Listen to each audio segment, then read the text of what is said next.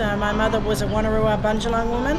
And Wanneroo people come from the Hunter Valley area of New South Wales, around Newcastle, Singleton to be exact, and the Bundjalung people come from just around near Byron Bay. My father came from a little town in Theodore, so both parents have passed away.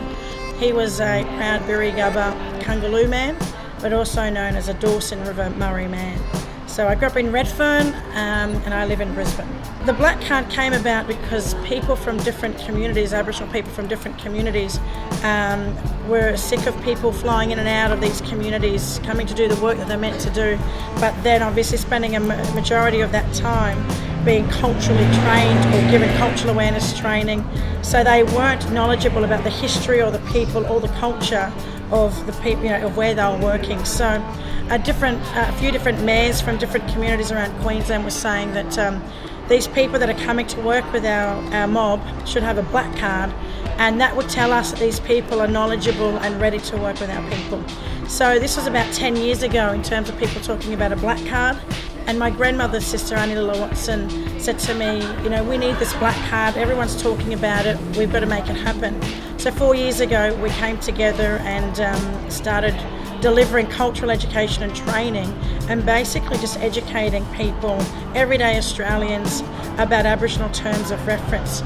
So our whole course is basically around Aboriginal terms of reference. We're talking about identity, connection to country, different protocols and obligations. So there's a wide array of topics that we talk about, but it's all of the knowledge that comes directly from this land and not from somewhere over the ocean. So in terms of the first session, we basically learnt about the reason why we do an acknowledgement of traditional owners and the difference between an acknowledgement and a welcome to country, and we've got a little pocket guide that everyone has.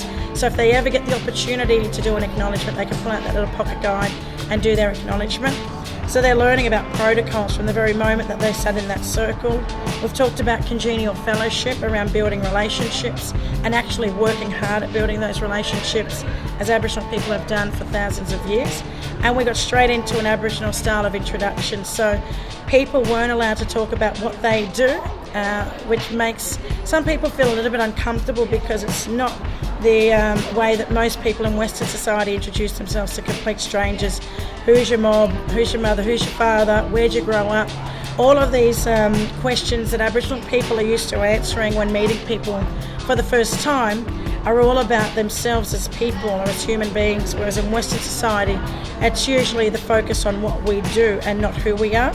So that was quite amazing to see an organisation or a group of people here today that work with each other, that are able to find out information that they never knew about each other, and therefore another kind of, I guess the relationships now within this organisation are so much deeper between the staff. So we've got to that point and we've still got to cover a lot more. We've talked about things like the history a little bit about Aboriginal people in terms of colonisation. We've talked a little bit about going into communities and how to conduct ourselves appropriately.